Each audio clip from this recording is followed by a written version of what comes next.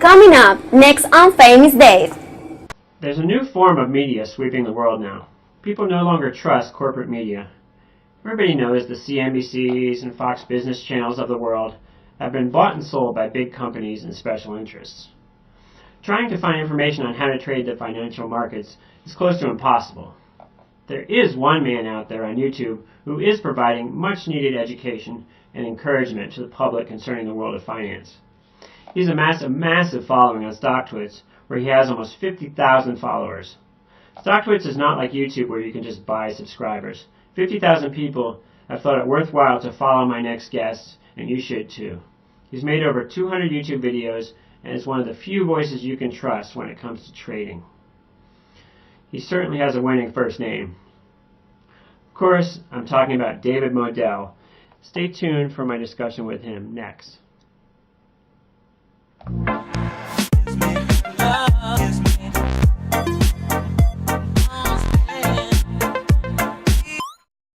Anyway, so I want to welcome David Moadel. At long last, I've finally gotten to talk to you. Yeah, it's really a privilege to be speaking to you right now. I've watched your YouTube videos, and I see the effort you put into them and the passion that you put into them. And if anybody has not checked out your financial videos, I recommend people do that. So go on over and check out FamisDave, DavidLincoln, and all of his videos. They're really well thought out and well put together. So, and I'm glad to be here. Well, thanks. Well, thanks for that plug. I came about your name through Seth Golden. Yeah. Who I came across on Stocktwits. Right. And I know you're very active on Stocktwits. I think you have almost 50,000 subscribers at this point, or followers. Yeah, I just passed the 50,000 subscriber or follower mark on Stocktwits yesterday. So and I at around the same time I just passed 10,000 YouTube subscribers, and I almost have 20,000 Twitter followers. And I really started doing this in earnest about a year and a half ago, especially with the YouTube. So it's been really amazing. I just want to thank everybody who's subscribed and followed me. Thank you so much. I really appreciate it. Well, you're part of the new age of media. The CNBC model seems to be dying. First of all, it represents its corporate backers, and so it's not that trustworthy of a source anymore, it seems. Yeah, I totally agree with that, actually. I think that YouTube, although it is the Wild West, so there's going to be a lot of junk on there, a lot of people who are not doing this in earnest. Maybe they have underlying motives that are not pure. Or they just don't know what the heck they're talking about. And so it is kind of a free-for-all. And so a YouTube, video watcher in the financial sector really needs to be careful, as well as on Stocktwits and Twitter. I love both of those. I'm addicted to both of those, and I'm constantly tweeting. But don't just follow anybody is what I would say to people. I would follow a handful of people, and it's not just all about the subscriber or follower count either. There are people out there who maybe only have a few dozen or a couple hundred followers who are really good. And there are people who have tens of thousands of subscribers or followers who really aren't necessarily so great. And so you're looking for quality out there, and look for people who make predictions. Maybe not predictions, but who, they don't just say after the fact, oh, I made a bunch of money on that trade. You want to look for people who, call something out before it happens, and then check to see how they did afterwards. Anybody could say, oh, I just made a bunch of money on a trade. You want to check to see if they made that call beforehand, and also check to see if they're honest about when they make mistakes, when they lose money. Because everybody loses trades. I've noticed that whenever I post that I lost a trade, that I lost money on a trade, I immediately lose some followers and subscribers. And that's really... Oh, really? Yeah, it's unbelievable. But, I guess some people want a coach or a mentor who's perfect. I guess they have that image in their head of a guru, but I'm definitely not a guru. I'm more. Well, it doesn't, as you and I know, it just doesn't exist. It doesn't exist. I'm more of a coach, and I try to help people think for themselves and try to guide people. So yeah, if you're looking for that perfect indicator or that perfect guru, I would recommend that stop looking for that and look for somebody who maybe wins 75% of their trades or 70 or something like that. That's more realistic, I would say. Well, your videos seem to really tap into the pulse of what's going on, like currently in the market. I saw you've had a bunch to do with the gold trade and gold/Bitcoin alternatives. Yeah, yeah. Jim Rogers was a coup, it seems. And you've also had a bunch of sort of pragmatic videos about just basic topics that people would be interested in. Yeah. For example, your one on, is the market going to sell off soon? Right. And, you put together a really good case for, why it's not necessarily going to sell off soon. And I think those are, that kind of videos are accessible to a lot of people. And so that's great. Well, thank you for saying all those things. I appreciate it. And yeah, I try to provide some free education for people because not everybody can necessarily afford to pay for a mentor or a coach. And so I wanted to offer for some people who may not have, the finances to do that, at least they can watch the free material and learn from that. And I try to put out the best free material possible. And then if somebody can afford a coach or a mentor, they can contact me. And, my email address is davidmoadel@gmail.com. Last name Moadel. So, I don't hide that. It's I try to answer people's questions as much as possible, and I appreciate comments. And if they want some coaching or mentoring, they can always email me. But yeah, so for people who can afford the one-on-one coaching or mentoring, they can contact me. And for people who cannot, I have over, I think it's 250 videos, something like that now, that are free to the public to watch, and they're going to stay up there. I'm not going to take them down anytime soon. They're not behind a paywall or anything like that. And because there's misinformation out there. And so I've got videos on, what is RSI? And it's on a basic level. What is MACD? What is the stochastic indicator? That kind of thing. And so it's that basic education that you really, I don't know. I've looked at hundreds, maybe even thousands of YouTube videos in the finance sector, and I just didn't see anything that was satisfactory to me, at least on a basic level. And so that's why I started doing YouTube videos about a year and a half ago. And I've gotten amazing responses. And yeah. I mean, that's how I found you, is you were doing stuff that nobody else is doing. Thank you. Yeah. Now, let me just ask you, I get this question, so I'm assuming you might get the same one. A lot of friends come up to me and say, why don't you just buy Bitcoins? It's obviously going up to $100,000. I'm going to take my money, and instead of investing in your fancy stock portfolio stuff, I'm just going to buy Bitcoin. What would you say to people that say that? Yeah, I mean, that sounds like you're putting all your eggs in one basket, so to speak, to somebody who says that. Just buy Bitcoin. Okay. Well, Bitcoin is speculative. Anything that has gone up that much that quickly, we're not talking about a 10-bagger here. We're talking about a 1,000-bagger here plus. So anything that has gone up that much that fast, if you don't think it can come down equally fast or even faster, go ahead and pull up a chart of the NASDAQ or the S&P 500 from mid-2000 to 2002 and see how that looks. All right. You've got, in that case, it was, yes, escalator up, but an even faster escalator down. I'm not saying that's necessarily going to happen to Bitcoin. If you want to put all your money into Bitcoin, I can't stop you, but realize that's what's known as gambling. And you might as well just go ahead and buy some lottery tickets or go to Vegas. At least they'll comp you a free hotel room and some free drinks for the night. With Bitcoin, you want to be an investor, not a cult member. All right. And if you put all your money, if it's a substantial amount of money into Bitcoin or any cryptocurrency, you really are becoming more of a cult member or a gambler than an actual investor. Now, if you want, let's say, 10% of your portfolio to be devoted to speculative plays, including cryptocurrencies, I don't have a problem with that in particular. Just realize that that could go up a lot, down a lot, or sideways. We just don't know. We don't know whether the government is going to start to crack down on these alternative currencies. I'm sure they're not thrilled that there's something competing with the US dollar.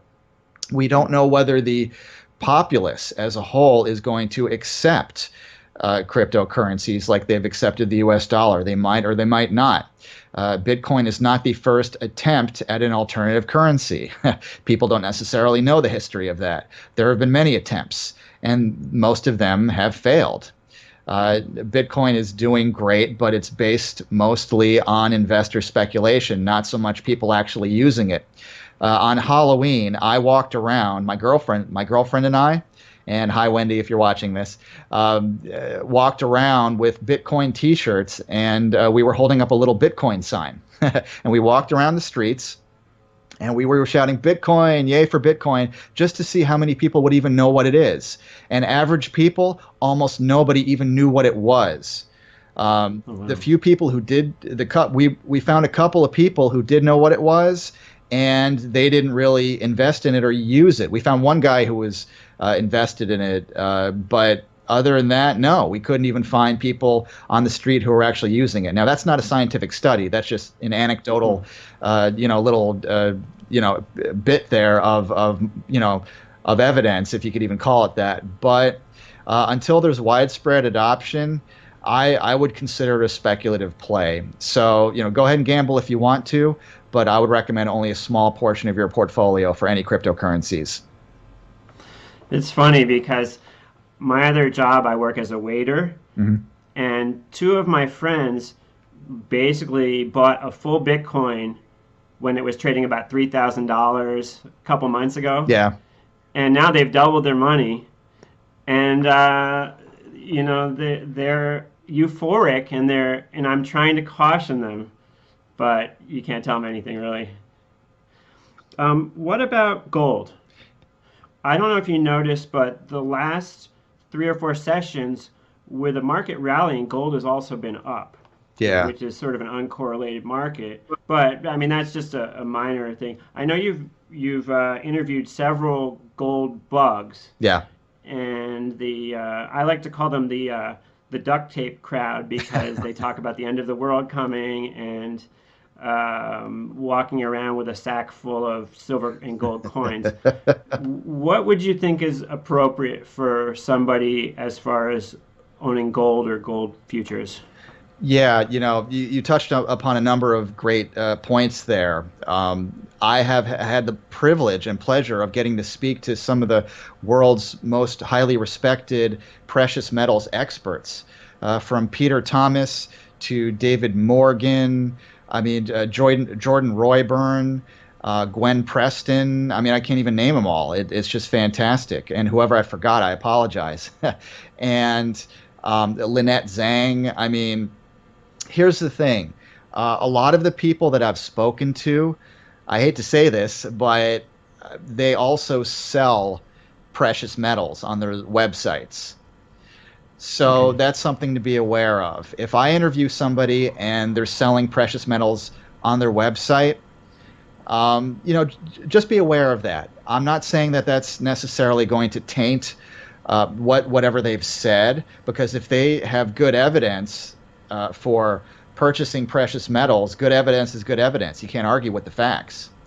So if they whatever they say is backed by stats, by statistics, and by hard evidence, great, okay. But just be aware that that's happening. So it's kind of a full disclosure kind of thing, and it's natural for people who are in the business of selling gold, silver, and that kind of thing to favor purchasing physical gold or silver or palladium, platinum, whatever, over buying, let's say, cryptocurrencies, which are digital in nature.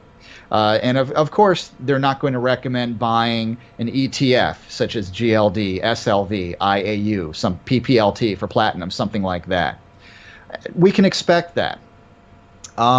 Personally, I'm not a stacker, meaning I don't hold any precious metals. And the reason is because there's going to be some drag there in terms of profits, and people don't always think about this. You're going to have to pay for it to be shipped to you, unless there's some website with free shipping, but they're going to price in the shipping one way or another. They're not in the business of losing money, the dealers. You're going to have to factor in where you're going to store it. In your home? Really? Okay, then you have to be really secretive about it. You probably want to have some sort of a storage facility or a safe deposit box. That's going to cost you money. You're probably going to want to insure it because it's worth so much. That's going to cost you money. And then when you buy it, you're going to buy it at a disadvantage because you're going to pay more than spot price. And when you sell it, you're going to be at a disadvantage because you're going to probably have to sell it for less than spot price. Whether you sell it to a dealer or a private buyer, you're not going to get what it's worth. You're going to lose a little bit both ways on the purchase and the sale. All right, and there's always the chance it might get stolen or whatever. Even if I guess if you insure it, then you have to pay for that, insuring against that possibility. So. As for me, I just use the ETFs, the GLD, the SLV, so on and so forth. You lose a little bit on commissions. The broker that I use, okay, it's $5 to buy as many shares as you want, and then $5 to sell as many shares as you want. So you don't lose much. You don't have to worry about the cost to carry, which is insurance and storage and shipping and all that stuff. You lose a little bit on the bid-ask spread, but GLD and SLV are so liquid that most of the times the bid-ask spread is a penny per share. You're going to lose. Big deal. So what's the advantage of the physical gold and silver is that you have something you can hold, okay? Because the gold and silver gurus, the preppers, they kind of espouse the idea that if the you-know-what hits the fan and there's a Mad Max type of situation, a horrible meltdown worse than 2008, that you're like the zombie apocalypse. Well said. The zombie apocalypse. If that occurs, then your physical gold and silver, at least you'll have something in your hand that you can barter, as opposed to the ETFs will be worthless supposedly. Okay, well, I mean, if there really is a zombie apocalypse type of situation, my trading account is the least of my problems, okay? I'm more concerned with, will I have canned goods? Will I have oil for a generator? Will I have a generator in the first place? And will I have gasoline for the generator? Things like that. Will I have, I don't know, guns, I guess? Will I have protection so that other people won't try to steal my food and gasoline and that kind of thing? And I don't know what gold or silver will actually be worth. I think food will be worth something. I think fresh water will be worth something, that kind of thing. So yeah, I think it's pretty silly, the narrative that's been brought forth by the preppers that they make it seem like it's like a 50% chance that, or at some point, we're going to be running around with our backpacks and duct tape and stuff. Right. But. You can't convince people, though, to buy a gold ETF over the physical when sometimes it seems like. Right. And no disrespect to the preppers. I mean, I see where you're coming from.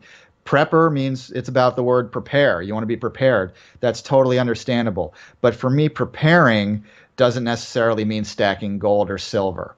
And those things can go up in value over time. Is it something you can do easily when there's a dip? It's much easier to buy, because I'm more of a dip buyer than a long-term buy and hold kind of person. So for me, dip buying is much easier with the ETFs. If you're just going to hold if you're a swing trader like I mostly am, I'll take a day trade or a long-term. I do that as well. But I'm mostly a swing trader, a few days, few weeks, couple months. And so it's just much easier to do and much more practical with ETFs or even individual stocks. If you want some leverage, you can buy Hecla Mining or First Majestic Silver Corp, something like that. That's a great way to get leverage on precious metals through individual companies. But you have to be careful because these are individual companies, and they can have their own individual problems. So, now you have to pay attention not only to the gold and silver markets as a whole, but also to how that particular company is doing. But, yeah, I'm not against somebody buying some GLD, some SLV, or some, HL, Hecla, or AG, First Majestic, any of those, and using those as swing trades or even long-term buy and holds. There's nothing wrong with that. It can be a sort of a hedge against your other positions, yeah. It seems. I used to trade Newmont Mines, and I would notice that when the other stocks went down, that one would go up, it seemed like. Yeah.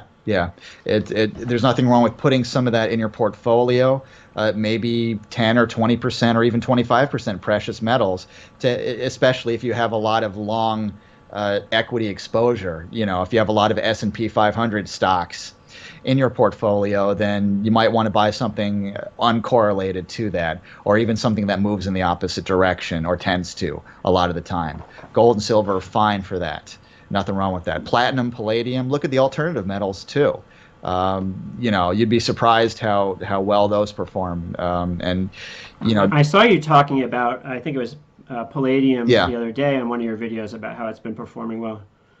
Yeah. I was talking to Peter Thomas recently in one of my videos, and he's one of those guys. I mean, his knowledge is so deep on those alternative metals as well as gold and silver, and it's really a great way to get exposure that's a little bit different. Maybe you're not into the gold and into the silver.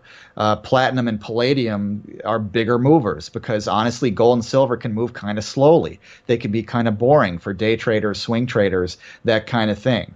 So yeah, there's nothing wrong with taking a look at those. I tend to be bullish on those alternative metals. So take a look by all means. Now, do you have sponsors for your videos? I mean, do people call you up and say, I'll give you $100 if you profile my company, that sort of thing? Yeah, I do that, and I've been honest about that. On some of my videos, I've said, hey guys and gals, if you want to support my channel, please by all means click on some of the sponsored videos. So somebody might give me compensation for promoting or interviewing the CEO or president of a penny stock type of company. Or they might pay me in coins or cash or whatever if it's an ICO that's upcoming. And, I just put out a video, and mostly I let them do the talking. And so, I've got full disclosure, I got a disclaimer. And what I try to do is I try personally not to have a position in the, in other words, it's not a pump and dump. I'm not going to buy 1 million shares necessarily of a stock and then start promoting it. There are unethical people out there who do that, but for me it's more like, listen, just how about somebody just pays me just for the act of making the video and then promoting it on social media. I don't see anything wrong with that, and I'm totally upfront about it. And if my supporters and followers want to support the channel and help keep it going, just click on that. Click on that, and you decide if you want to purchase that ICO or penny stock or whatever. And if you don't want to, that's cool too. I think a lot of that would be of interest to your group of subscribers as well, it makes total sense to me. I was just curious as to sort of what your model was as far as that goes. Yeah. Yeah. Now, I'm wondering about volatility products, because as you may know, I'm sort of very focused on volatility products right now. I'm in a group of guys who talk on Stocktwits every day about UVXY, and I'm a big fan of Seth and all he has to offer in that. Now, do you trade volatility products yourself? Well, first of all, let me say a big thanks to Seth Golden. There are people out there who are trading volatility and putting out free tweets and information out there, and they've made me more aware of it. People like Howie Day Trader, Seth Golden. There's a gentleman named Brennan who just recently published a free guide, a free book, PDF, which I made a video with him on my channel recently. on how to trade these VIX products. And so they're disseminating that good information out there. But again, yes, Brennan and Inaware. Yeah, those guys are great. Yeah. I don't know if they wanted the publicity or not, because they're kind of private. They're kind of shy about it. But yeah, Inaware on Stocktwits, if he wants the publicity, and you can check out Seth Golden's videos on my YouTube channel, and Inaware, Brennan, has that video on my channel, and Howie Day Trader has an older video on my channel, and I'm following their methods, and I've started my journey fairly recently in earnest, doing it more heavily by shorting VIX products. If you're watching this, if you're listening, please do not go long volatility exchange traded products like UVXY, TVIX, VXX. VIXY, that's a lesser known one. I don't recommend buying and holding those for any length of time, more than a few days, because the VIX has a tendency to come down after it spikes.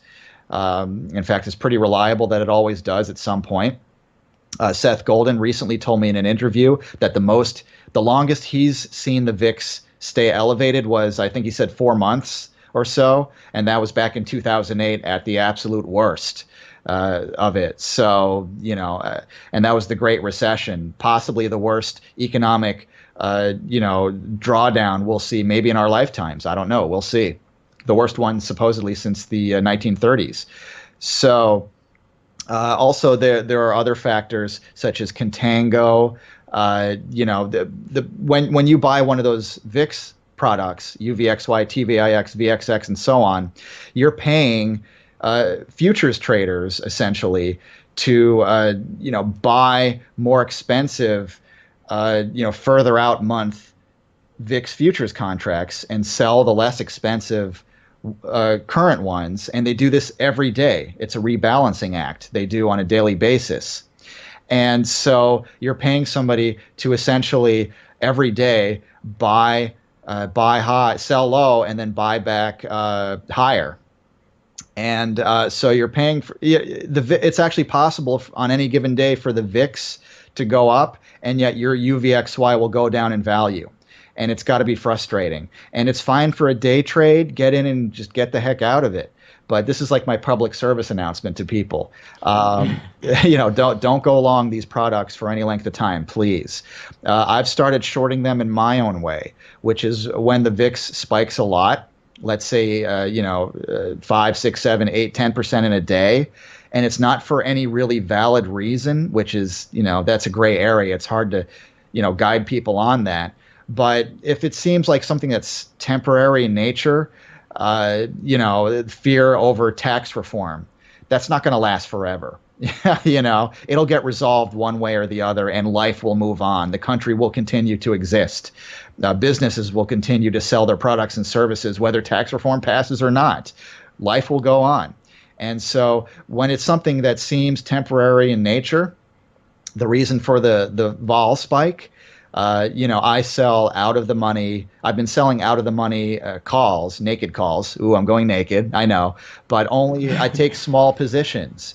And so that way, if it goes against me, I'll be okay. And that's something I'm working on. That's something I'm learning to do. And you've taught me about that too as well with your videos, which I think is really cool.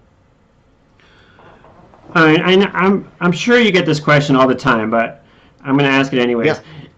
If somebody is just starting in the stock market, let's say you got your first job and you've got $1,000. Yeah. How do you get started in the stock market?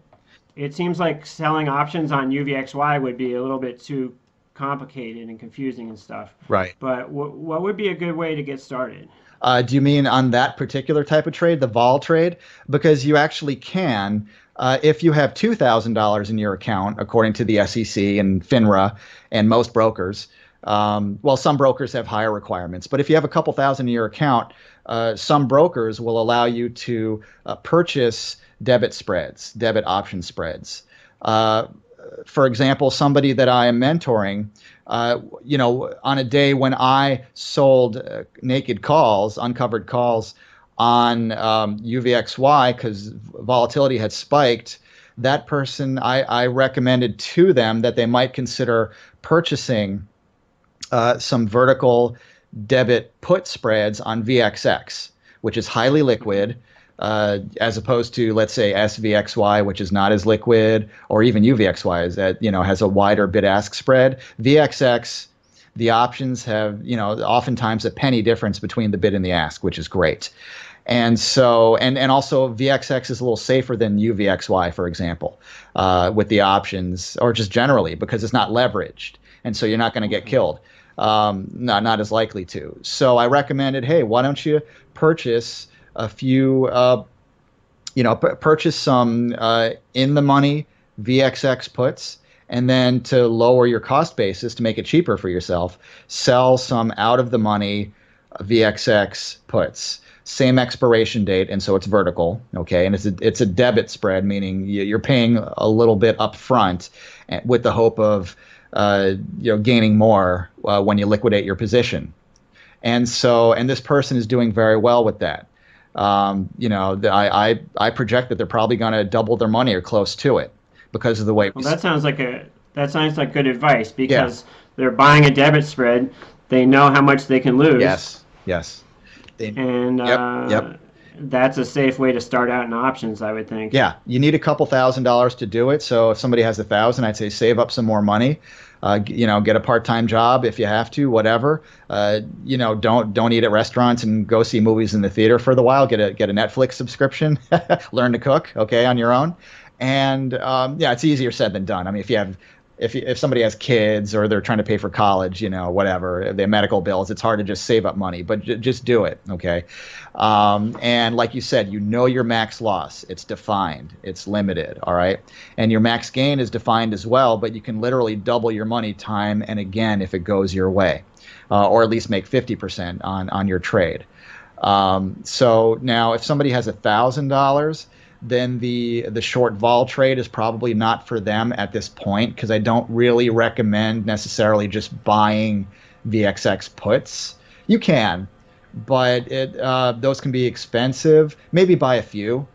You can do that. But it's tough when you only have $1,000. Maybe. Well, what about in general? If someone just has $1,000 and wants to participate in the stock market. Just generally, they want to jump into trading and investing with $1,000. Then what you probably want to do is start slowly. With somebody like that, they're probably just in the education phase. They're not ready to start trading yet. I say get a paper trading account. There are brokers out there that offer free paper trading accounts.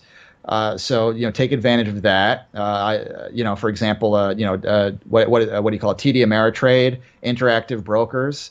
I believe they're still offering free paper trading accounts to new customers. You'll have to find that out on your own. But take advantage of that and start trading as if you're a big baller with lots of money. Okay, and see what it's like and experience it. And do that for several months while you save up your money. Meanwhile, you can still buy and sell just regular old stocks, common stocks. There's nothing wrong with that. And perhaps your broker will allow you to sell covered calls on it. Brokers will allow almost anybody to sell a covered call. They'll probably, bad credit, no credit, like you see those commercials, doesn't matter. You can probably still sell covered calls, all right? If your broker doesn't even let you do that, then you may want to go to a more lax or loosey-goosey kind of broker, like Tasty Trade, Tasty Works, TD Ameritrade. They're a little looser with what they let people do, so that kind of thing, or maybe E-Trade, something like that. I would say go with a low-cost broker, one of those like Schwab or Fidelity, or TradeStation, $5 a trade right now. Not bad. E-option I think is $3 a trade, so I think they're even cheaper. So you may want to check that out, or just Robinhood. Just get on Robinhood and start with that, so you don't get killed with commissions, and just start trading whenever you see a dip in a blue chip stock whether it's Apple or Amazon or Netflix or whatever, Coca-Cola, Disney, McDonald's. Just pick a well-known Starbucks, pick a well-known company, and just start either paper trading or get on, your Robinhood app so you don't have to worry about commissions, or go with a low-cost broker. Start buying the dips on really good companies. But wait for a dip. Don't buy something after it went up 8 or 10 days in a row. That's a very common mistake. I made it a long time ago, many years ago. Luckily, back then, I was young and didn't have much money, so if I blew up an account back then, it was no big deal. I didn't lose much. If I blew up my account now, that would be pretty bad. So that's my recommendation. Get started buying the dips with a low-cost broker on really, really good companies. Don't jump right into penny stocks. I know you can have 10 baggers or 100 baggers with penny stocks, but you can also blow up your account really quickly. So, I would avoid that at least at first in most cases. That sounds like great advice. What do you think the chance of the market having a big sell-off this year is? It seems like all anyone talks about these days is that the market's overpriced and it's going to crash. Now, to me, that's very bullish. If you're walking down the street and the man in the street says the market's going to crash, then we're going higher. But I've seen some of your videos on this subject, but I just wanted you to address it here. What do you say to people that say everything's too expensive, the market's, it's definitely going to crash? Well, yeah, thank you for asking that. And I'm not in the business of predicting. First, I'll say that. So no one knows. And if anybody tries to tell you they do know when or if the market's going to crash in 2017, 2018, run the other way from that person, because they don't know. No one has a crystal ball. All right. And there are people whose business it is to predict this every year. So, and I've actually interviewed a few people who do that. But I mean, they're great people and all. And I guess they're going to be right sometime, right? Yeah, a broken clock is right twice a day, right? So eventually, if year after year you keep predicting it, eventually you're going to be right. And then you could say you could omit all the times that you were wrong and just brag about how you predicted it. You called it, right? Okay, great. Good for you. So, but yeah, I recently made a video, market crash 2018 question mark. Is it going to happen? So after saying that, I don't know the answer to that, but I can guess. Right now, the PE ratio of the S&P 500 is somewhere between 24 and 26, according to the sources that I list in the video I just made. That's higher than I'd like it to be, but anybody who was investing or trading in the year 2000, the year 2008, they know what elevated PE ratios looks like. Really elevated. They know what a bubble looks like and feels like. And what's going on right now doesn't really feel like that, at least to me. I also corporate earnings, and Seth Golden mentioned this recently, that if corporate earnings are decent, then that seems to lower the probability of a horrible market crash. And corporate earnings are not wonderful, but they're not terrible either. They're acceptable. So businesses are making money for the most part. I mean, they're contending with Amazon, the big 800-pound gorilla in the room. But still, most corporations are making money, and earnings are decent, and PE ratios are acceptable. If at least they're not a horrible bubble. It's not like back in the year 2000 when people were pinning their hopes on pets.com. Remember that one? The TV commercials. The .com bubble. Yeah, remember the .com bubble? Pets.com with the sock puppet and the sock puppet dog and the TV commercials. And okay, I remember that. Yeah, okay. And people who invested in them, because the price was just going up and up and up, and people thought that this was before Amazon, so people thought that people would buy their dog collars and their dog food and their pet supplies online in this new thing called the internet through pets.com. And so the stock price kept going up and up and up. Meanwhile, pets.com they didn't have any profits hardly. People were not actually buying their pet supplies online. They would just go to, back then Kmart when it was a robust business. They'd go to Walmart, they'd go to PetSmart, whatever. And so you had dot-com businesses with no earnings, no profits, and yet the price was just going up and up and up. And so in that fraction or ratio, which is the PE ratio, you add the numerator, the price being really high, the denominator being really low, so super elevated PE ratios, and eventually it had to come crashing down. Do I see that now? Not so much. Companies that have high prices in their stocks, they are earning money. Netflix is profitable. Amazon is profitable. So Apple is profitable. So it just doesn't feel like a bubble. So I don't see any evidence right now that there's going to be a horrible market crash, and certainly not in 2017, probably not in 2018 either. When I start seeing lack of profits, lack of earnings, and stock prices just going up anyways, then I'll probably make another video warning people. Well, I see that you've covered a lot of marijuana stocks. Yeah. And now that industry sort of had a mini type bubble like a year ago. Yes. And then sort of came crashing back down as valuations got really high. Yeah. I know that legislation in Canada is possibly going to legalize recreational use for marijuana next July. Yep. What's your view on the marijuana stocks right now? I know you've covered a lot of them. Sure. And you've brought on several experts. Yeah. Great question. I've been lucky enough to be able to interview Jeffrey Friedland every week. He comes on my show every weekend, and we put out a video featuring a different marijuana stock, or two different marijuana stocks, one from Canada, one from the United States, usually. And we've covered all the popular ones, it seems like, or practically. But there's so many more that we can still cover, or we revisit the old ones because things change. And, Mr. Friedland has given me so much knowledge about, you've got Canada Day coming up in July, as you've alluded to, when recreational marijuana use is expected to be legalized in Canada. But again, if you know it, this is what I tell my students when I mentor them. If you know it and I know it, you know who else knows it? Everybody. Okay. So therefore, it's baked into the pie. It's priced into the stocks. Same, I put out a warning video right before the election back in early November, before November 8th.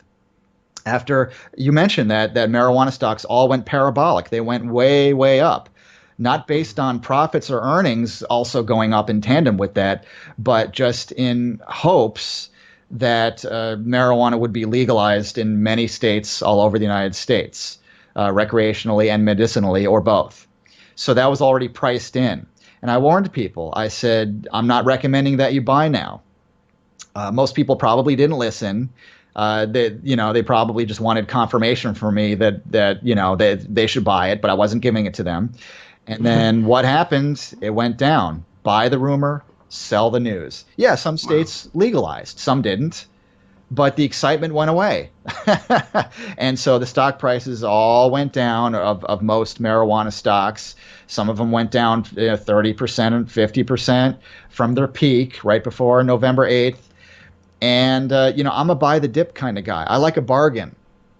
So, I tell people to buy the dips in these things, in good companies. So, yeah, is it possibly going to go up into July, Canada Day? Yeah, but a lot of that has probably been priced in because everybody already knows that it's coming up. There's no... Yeah, that's a great point. Yeah, it's probably been priced in. I know Motley Fool recommended, I think, Afria, saying it's going to go up 400% before that day. And like you said, predictions like that, it's already baked into the stock. And I noticed that the day after they made that prediction, the stock tanked. So yeah, take it with a grain of salt, I guess. Exactly. Yeah. And you mentioned the Motley Fool. I've got nothing against them, but I don't follow article writers' recommendations. I don't follow analysts' recommendations. They are terrible at predicting things. I've written articles for websites before, and I can tell you, from an insider's point of view, the article writer's job is to get clicks and views for the websites that they're on. Their job is not to help you or to help me, okay? And same with analysts. Their job is not to help you or to help me, okay? So, and again, even if they did have altruistic motives, which they don't, They're a lagging, especially analysts, article writers too. They're a lagging indicator. You ever notice that analysts are all suddenly bullish after a stock goes up 20%? Suddenly they're all bullish on the stock. They're good at predicting the past, you'd say? Yeah, they're the worst lagging indicator ever. You could have a stock right before earnings, they love the company. They miss earnings, stock goes down 15%, suddenly they hate the company. You just loved it yesterday. Did anything change today? The stock price went down, but did the company itself change from yesterday to today? To today? No, it's the same company. And not only that, but the stock price went down on earnings so much or up so much because the analysts did a crappy job of predicting the earnings per share and the revenue. But do the analysts blame themselves? No, they don't want to lose their jobs. So they blame the company. And now they crap all over the company if it missed earnings, meaning they predicted poorly the earnings per share and the revenues. So stop listening to analysts. Everybody, stop listening to article writers. You could read the articles. That's fine. You could be aware of what analysts have to say, but please don't make it the basis of your financial decisions. Decide for yourself. Be a researcher. Get out the lab coat and the clipboard, so to speak, and research pays the bills. Research makes money. Lack of it makes you broke. Well, I loved those marijuana videos you did with that gentleman that comes on every week. That's great stuff. I definitely recommend anybody to check that out. I love when people dig deep into specific companies who don't really have an axe to grind, like you said. And it's so rare out there now. There are so many sites that go through Stocktwits that are basically trying to get you to subscribe every month, and then they'll recommend penny stocks to you, or they'll recommend stuff sort of after it happened. And your resource is a very valuable one that's coming for free. Yeah. And so that's what really made me interested in speaking to you a little bit, because I definitely see you as a leader in this new media we have. Well, thank you. I appreciate it. I wish you the best of luck in your channel. I think that you could easily, get 1 million subscribers.